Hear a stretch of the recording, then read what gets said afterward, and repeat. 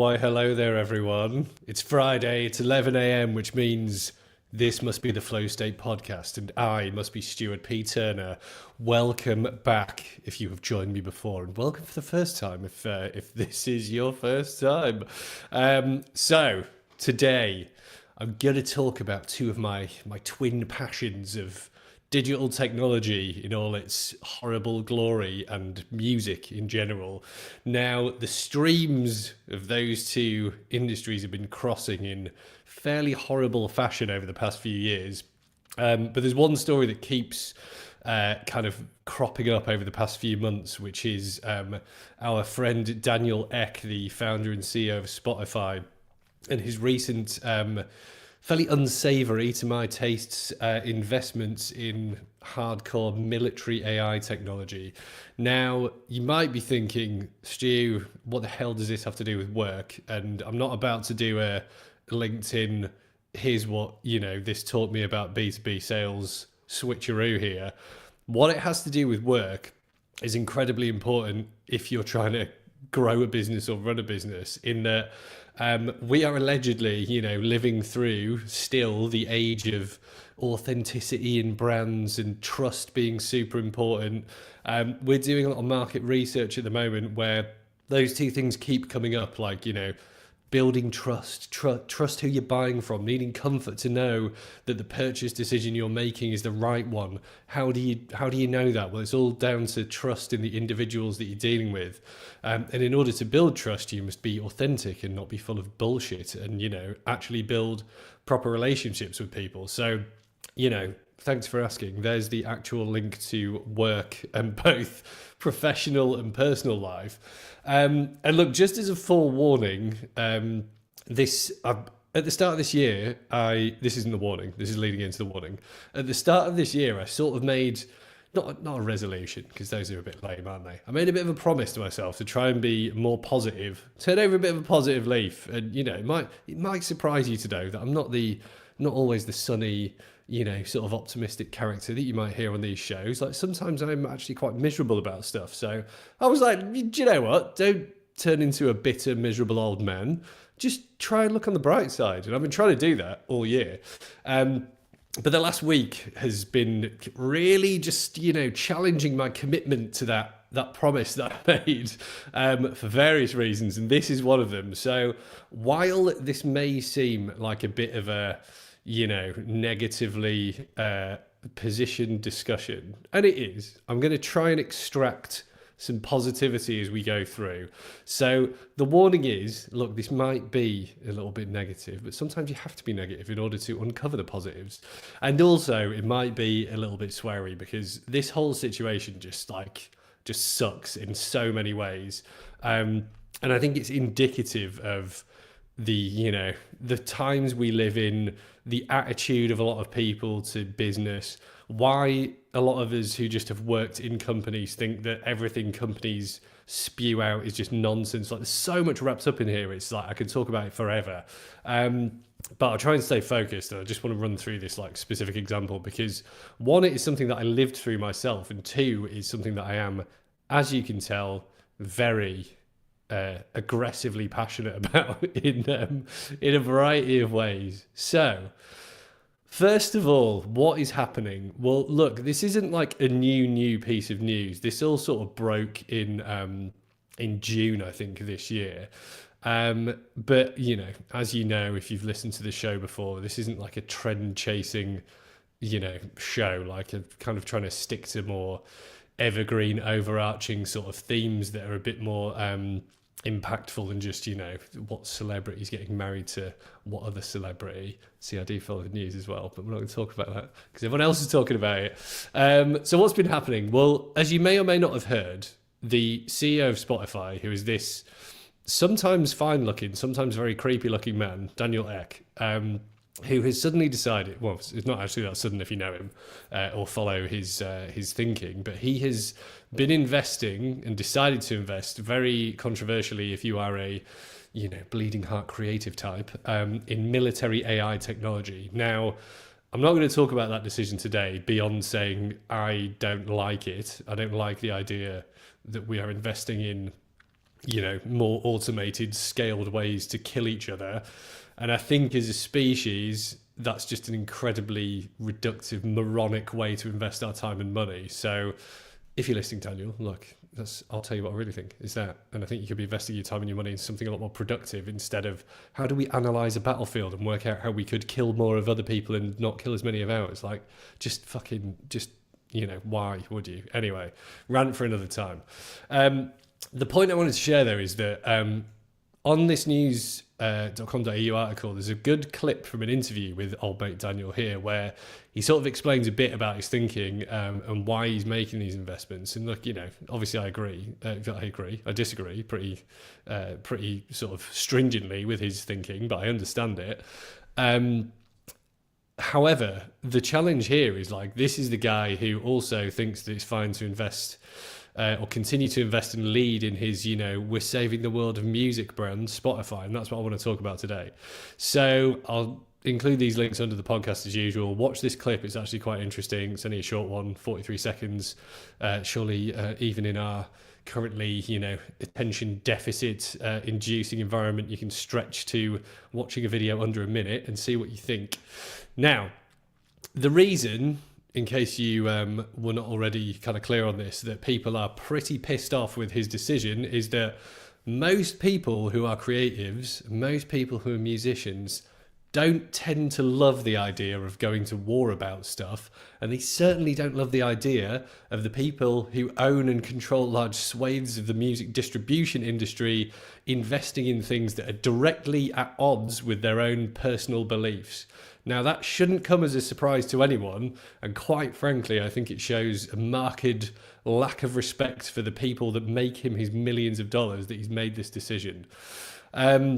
So that's the context, and the reason that I think this is such a ridiculous sort of, decision to make for him to think that he can still lead Spotify and make these investments is because if we look at the actual brand mission of Spotify itself, word for word, our mission is to unlock the potential of human creativity, questionable at this point, by giving 1 million creative artists the opportunity to live off their art. And billions of fans the opportunity to enjoy and be inspired by it. Yes. Okay, the last bit, yes. Now, breaking that down, and I'm going to go through a little bit of a history lesson here about the inception and foundation of Spotify and where it's come from, in order to understand where it is now and why I think it sucks so much, as do most of the musicians that use it. So let's take point number one. The mission is to unlock the potential of human creativity. Now, in that aforementioned clip that I just showed you of Daniel Ek, he states that he has no intention of removing AI-generated music from Spotify. Now, as he notes, a point I actually agree with, yes, the discussion is nuanced. You can't just blanket say, use of AI in music's bad, we don't want that. However, on the other hand, you can't, well, I mean, obviously you can, you shouldn't, I should say, in my opinion, then allow the creation of a completely fake AI band that has been created, let's not make any mistakes about it, using the hard work of all the musicians that Spotify claims to support to release fake music, completely artificially generated, create millions and millions of streams and listens, which damages the ability of other artists to reach their audience, and no doubt support advertising across the platform. So I don't know how you can sit there with a straight face and say that you support human creativity and you're trying to give artists the opportunity to live off their art, while at the same time shamelessly raping and pillaging their art to create fake, watered-down wallpaper versions of their music. That just seems to be in direct opposition to that statement. So that leads me nicely onto the second point. Giving millions of creative artists the opportunity to live off their art. Now, Spotify does not allow you to live off your art unless you're in the top, 0.01% of artists. And I don't want to lay the blame for this completely at Spotify's door, because this has been the state of the music industry for, forever. Like, super famous bands get super famous, they make loads of money, the rest of the industry struggles along, trying to make ends meet and attempting to make enough money to just live and do what they love. Like, that hasn't changed significantly, right? What has changed and what was good about Spotify was the sort of democratization of getting your music to people, right? Because that was hard before the internet. But Spotify is not the only place to do that, and there are much better places to do it if you want to support your artists, like Bandcamp, for example, which is one that you can stream music from, as well as actually buying music direct or almost direct from artists, right? So, the pittance that Spotify pays for streams is laughable in light of this mission statement that they give artists the opportunity to live off their art. Like, yeah, they do, but that's like saying that, I've got the opportunity to, I don't know, buy a super yacht at some point in my life. Like, I do, but that opportunity is not exactly a couple of steps away. You know what I mean? Maybe that's a bad analogy, but you get what I'm saying. And look, the third part, they have given fans the opportunity to enjoy and be inspired by more music than you ever could before. Like, that's cool. But, the scales are not balanced at all. So now you have a situation where artists still spend all their time and money trying to make money out of their art, right? And they're forced onto platforms like Spotify because that's one of the biggest distribution channels available to everyone now. But the money that you get back is nowhere near equal to the amount of effort you have to put in. So where does that leave you? So the point I'm making here is taking them at their word. Spotify fail, in my opinion, to live up to their brand mission completely, or at least 2 out of 3 crosses. And their CEO is now saying that he's quite happy for AI slop to just explode across the platform and continue to damage them and just, turn Spotify into what essentially sounds like will be a sort of, spiral or, drain of talent that just produces more and more generic rubbish to continue to fund itself. Like, that doesn't seem like a great future for the platform, to be honest.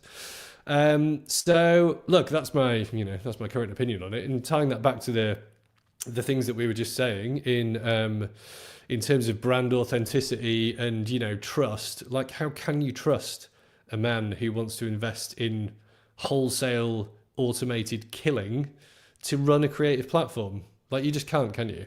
Which is how, in my opinion, Spotify currently has sort of lived long enough to become the villain instead of dying the hero, I think was how I put it, which obviously is coined, the phrase made famous by Christopher Nolan's Batman movies, but I don't think he came up with it.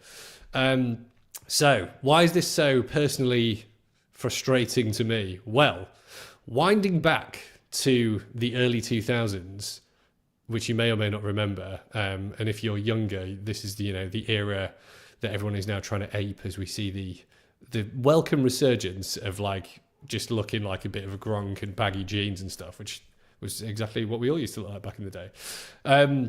But look, where did Spotify come from? Well, Napster nearly killed the music industry. It wasn't only Napster.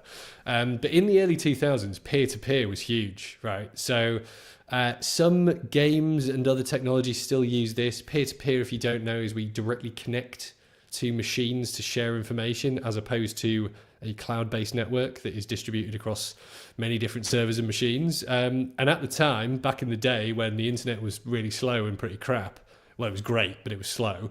Peer-to-peer was the way to share, right? So your mate who spent all their money on, like, a super amazing computer and had, like, the fastest internet connection in the world was everyone's best friend, because you would be trying to get them to share all the files that they had, for legal reasons, acquired. And that's how you could get free stuff. Only it wasn't really free because this was illegal. And if you're like my age or a bit older, you'll remember, which was highly mocked in the UK, all those mad anti-piracy ads that were on the start of movies. They were labelled everywhere. There was some great ones, like very amusing satirical versions of these, where it'd be like, oh, you wouldn't, like, stab a dog, would you? No, obviously. So why are you downloading music? You wouldn't punch your gran in the face, so why are you downloading this film? It was literally that extreme at the time. Now, the reason this is important is because Napster and other similar peer-to-peer platforms. Like there was Email back at the time, LimeWire, like there was tons of them, right? Napster was just the most famous. And the reason Napster is relevant is because one of the founders of Napster was also involved in the founding of Spotify, right? So Napster basically caused the apocalypse of peer-to-peer downloading, because at its peak, as you can see in this story, there were over 80 million users downloading music and various other things across the application. And they were sued out of existence because they became so high profile that Metallica sued them, amongst a bunch of other bands. And if you are interested in seeing this, there is an amazing documentary called Downloaded that you should watch, which is a great period piece about this sort of late 90s, early 2000s era and the rise and fall of Napster. It is really interesting, and you see some like crazy stuff. And if you are an aficionado of 90s fashion, you can watch it and enjoy what people used to wear and congratulate yourself on how cool you look. But look, what happened was, like, Napster was just, you know, the tip of the iceberg, right? People were downloading music for free. They were like, you know, just everything was getting uploaded onto the internet. It was amazing, and obviously terrible if you're trying to make music out of it. And this is where the nuance comes in, right? Because this isn't the first time that people were breaking the law and sharing music, because technically speaking, prior to this happening, and I used to do this loads, right? Make mixtapes or whatever, you know? You have those old school tape decks with 2 decks in, so you could record one tape to another. Like that's illegal. You're not allowed to take an officially released cassette and record it somewhere else. Just like recording stuff off the radio is technically illegal, and burning copies of CDs is illegal, right? So the challenge here, or the reason Napster became a focal point for this, because this was the start of the scaling of the illegality. Because before, you would have to, and I know this because I used to do this, and I'm not incriminating myself in any way because I think it's way too long ago now. But, you know, me and all my friends used to buy like big packets of like TDK tapes, right? You get like 5 or 10 in a big stack, and then spend all our spare time like recording stuff, making mixtapes. Like that was literally like what we spent loads of our spare time doing. But obviously there's only so much of that you can do, right? Like that sort of cottage, you know, piracy industry, if you want to think about it that way. I didn't think about it that way because I was making things that didn't exist before. But if you were just, you know, straight up copying stuff, there's only so many of those you can feasibly do in a day, right? Like even if you like ripping CDs and stuff, it doesn't make any sense to scale that beyond a certain level, right? Napster and peer-to-peer sharing changed the game, because suddenly everybody could share it. Well, everyone with a computer and a decent internet connection could share everything super fast. So the scale of this issue became huge, and it stopped being like bootleg tapes and bootleg records or whatever, and it started being like super scaled, pretty extreme levels of, you know, albums being leaked before they're released, like really damaging stuff happening. And that is horrible, you know, like you as an artist, if you've spent your time and emotional energy and own money recording something only to have the release of that thing just completely undermined by some idiot in the studio who leaks it before it's out, like that's shit. Like you don't want that to happen. So look, this documentary explores all of that, and that is the environment from which Spotify was born, because Spotify came and said, look, people, that behavior is not going to change now, right? People expect to be able to listen to music almost instantaneously. They want to be able to share stuff. You know, they want access over ownership. That was one of the big paradigm shifts at the time, access over ownership. And that's still happening in different areas, but that was what birthed the streaming movement, if you like. And it was the same with Netflix. Like I remember when Netflix used to post you DVDs, that was how they used to work, right? They were in competition with Blockbuster. And then they saw the same thing happening, right? They were like, well, why are we wasting all our time posting DVDs out and getting people to post them back? They can just watch them on the internet, right? So that it's important to understand this context, because Spotify at the time was then lauded as the sort of savior of the music industry, because you were like, oh, you can put your music onto this platform and you can actually get paid when people listen to it instead of people downloading it for free. And people are happy to do it, right? You know, we're happy to sort of support the artists that we want to listen to. Obviously, some people are not happy enough to actually buy their music. And again, I'm saying this as someone who had a huge CD collection, which I sold before I moved to Australia, which made me cry somewhat inside. But then, you know, as my partner said to me at the time, like, when was the last time you actually got a CD off one of those shelves and listened to it? And as I pressed my fingers into a layer of dust on top, I was like, well, you know, a while ago. So look, that's a bit of an aside, but the point is, look, Spotify kind of came in and was like, look, we can address this problem, we can stop piracy. Whereas if you fast forward to now, right, over 20 years later, people are now turning back to piracy because we have come full circle, and all these brands coming back to this, this mission, right, of unlocking human creativity, a lofty and somewhat navel-gazing statement, giving millions of artists the opportunity to live off their art. You're not, though, are you? And like major bands are on here, right? Because the distribution of their music, this is where the audience is now. We're trapped in this system. And this is the secondary point that I wanted to make today, in that just because you have to participate in a system or structure or way of living does not mean that you have to like it. And this is enough for me to say, look, like, I've got years worth of, creepy Spotify data probably around my profile now because I've been using it for ages. But this is enough for me to be like, do you know what? I will put up with the crap UI of Apple Music, or I will go and try and use Bandcamp to stream music instead, because the decision, coming back to where we started, by Daniel Ek to put his money and effort behind something that I fundamentally disagree with so much is, that's a luxury I have. I know it's a symbolic gesture, like my $25 a month or whatever is not going to burn the company to the ground. But this is what's important to me. And coming back to what I was saying about brand and authenticity and all that stuff, like this is how you bring it to life, like your everyday decisions. And this is an easy one, right? Because there's competition now. There's loads of different streaming services, and they're all just as sort of, shit as each other in terms of how much they pay back to artists, with the possible exception of Tidal. So look, like, I think that's just how you can make a difference here. And like, all I need to do is just migrate all my millions of playlists over somewhere else, and I can just kick this to the curb and be like, right, well, screw you guys. I just don't agree with this. So winding all this back, if you want to sort of see a bit of the real discussion around this decision, as always, Reddit is a great place to dig into that. So when this story first broke, as you can see, I'll just give you a bit of a smattering of the feedback if you're just listening and not watching. Someone posted this into a sub called The Overload. A few of the comments on the decision. So this was Spotify CEO Daniel Ek becomes chairman of AI military startup following a €600 million investment. First comment, fucking gross on all levels. Brilliant.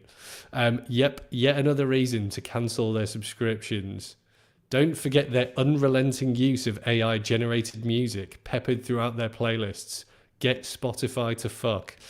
It goes on and on like this, to be honest. So, it's amazing that they haven't seen this, but obviously they're making so much money that they don't care. So, winding all this back, I know I said at the start, which I'm sure you remember, I was going to try and be positive, and that wasn't super positive, was it? So, let's think about the positives here for a moment. So what has Spotify done that has been good? Well, speaking of paradigm shifts and the whole access over ownership shift and where the internet is at, what I am seeing at the moment, and the sort of plus side of this current age of inauthenticity that we're living through, right, is that AI at present is going through that phase of everyone's playing around with it. People don't really know what to do with it. It's fun and it seems to do fun stuff. But it is allowing people to just spew out huge amounts of garbage at an incredible rate that you couldn't before. And that, to me, is a big downside. However, the upside is, if you behave like a normal human person and ignore all of that nonsense, you can actually see a few sort of silver linings here. Now, the first is that democratization of the distribution of music is awesome, right? And it's never been easier in some respects for you as a musician to like reach people and get your music in front of people and actually be able to monetize, your presence in a more meaningful manner. Do you do that through Spotify? No, of course you don't. The most successful people I've seen are just building their own presence. They pick a channel they know can work. Like, there's loads of great stuff on like YouTube, for example. There's a lot of specific music spaces like Bandcamp, you can do it. But you just kind of invest your time where it's going to generate a better return for you, and you just stay more focused. The appeal, or the on-paper appeal of places like Spotify is like harking back to my previous career in sort of the media side of digital. It's like, oh, the audience is all here. It's a massive audience. You can get in front of so many people. But that's the the miss, not the miss. That's the unfulfilled promise that they sell you, right? Because you're not going to get in front of all those people because their algorithm doesn't let you. It just, it's the same as Google now. It just spews out the most popular whatever that is, and that's what gets most of the plays. And like that hasn't changed from the previous iteration of the music industry, right? Like that was always the way. Like the publishers held all the control there. They were the ones that would get you on like repeat on the radio or whatever. So that hasn't changed. What has changed is that there are more direct routes, and you can in fact like make that work much more easily. So look, that's positive number one. Positive number two, as I mentioned, is that there's tons more options now. So, Spotify has built itself as a brand because it was, one of the forerunners. It's like had the advantage of being first to market. And look, their app is better than all the others. Like the others are like, I don't know whether it's just my brain or people just don't put the effort in. But what frustrates me the most is like, I'm an Apple guy. Like I love iOS, and like the Mac OS is awesome. Like I mean, I've used everything. I'm not going to die on that hill of like Mac versus Windows or whatever. But it just amazes me that they're so good at design in some areas, and yet Apple Music is so bad. And like iTunes was horrible before as well. Like who is working on those applications? And like just fire them and get someone else to just fix it. Just do what Spotify does. It's not that hard. So anyway, look, there's other options. There's loads of other options, and that's good. And the most important thing, I think, which is a combination of both of those, is that it has never been easier just to buy direct from the artists that you like and want to support, right? Because they all have an online presence. People are printing records again. You can buy records from them, right? You can buy CDs directly from them. You can buy digital downloads directly from them. You can buy merch directly from them. So don't be fooled into all these like, crap self-serving ecosystems and like they're the only places to buy stuff.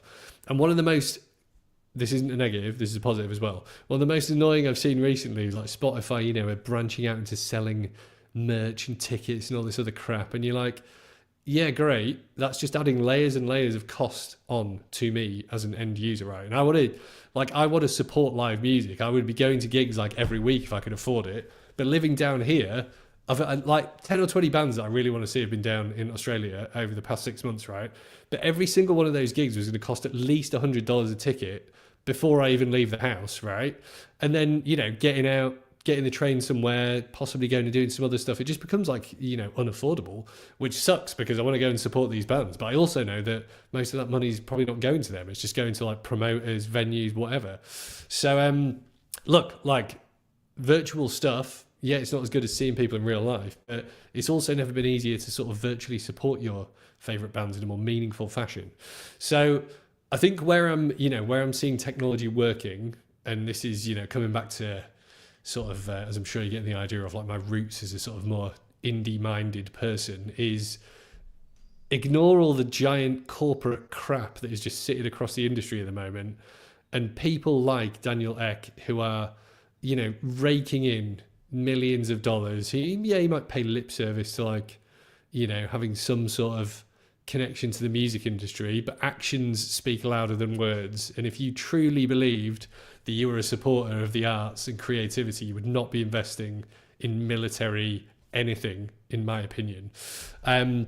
So the positive, I'm struggling to find a positive there. I think the positive is like you and me as individuals, we've never been more empowered to make decisions that can make us feel better about what we're doing, I guess, right now. Like there's so many options out there to choose from, and if you're not aligned with someone like Daniel Ek and Spotify, like just don't use it, don't pay for it, you don't have to. And this is where, coming back to it, like this is the positive I was looking for, right?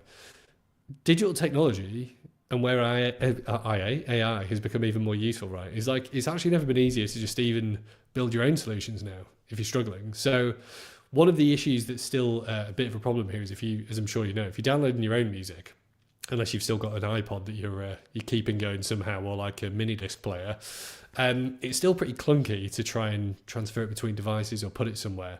So you like build your own solution, right? It's easy. It's so easy now.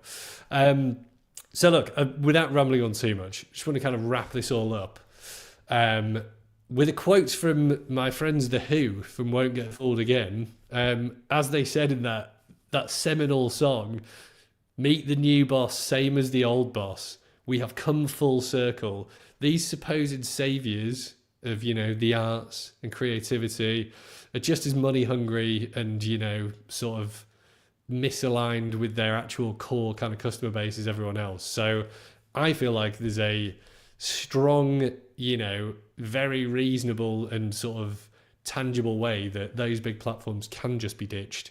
And look, you can have a basic presence there, but you don't need to push people there. You don't need to promote those things. You can bring all that back to you, and it's never been easier to build a kind of direct presence online as it is now. The challenge we're facing, though, is how do you stop, these armies of scrapers and tools just hoovering everything in that you make and turning it into whatever garbage is going to come out from this imaginary band on Spotify next month. So look, it wasn't entirely positive. I did my best. If you have thoughts on that rant/discussion, would love to hear them. If you are in the music industry and you want to talk about this, I would also love to speak to you. If you disagree and think, Stu, Spotify are doing a great job, like what you're even talking about, then come and disagree. I'd love to have a chat with you. But I think, in an age where everything seems a bit fake and nobody, across the worlds of politics, business, government seems to really do what they say, it's frustrating to continue to see these things happening. But ending on a positive note, it is also just as easy to ignore all that stuff and remember that a lot of the power resides in our own hands, and we also have a voice, and we can make those voices just as loud as all these other idiots if we want to. So on that note, I will leave you. That has been the Flow State Podcast. I've been Stuart P. Turner. I hope that's been interesting or at least thought-provoking. Have a wonderful weekend, and I'll hopefully have your ears or eyes with me again next time.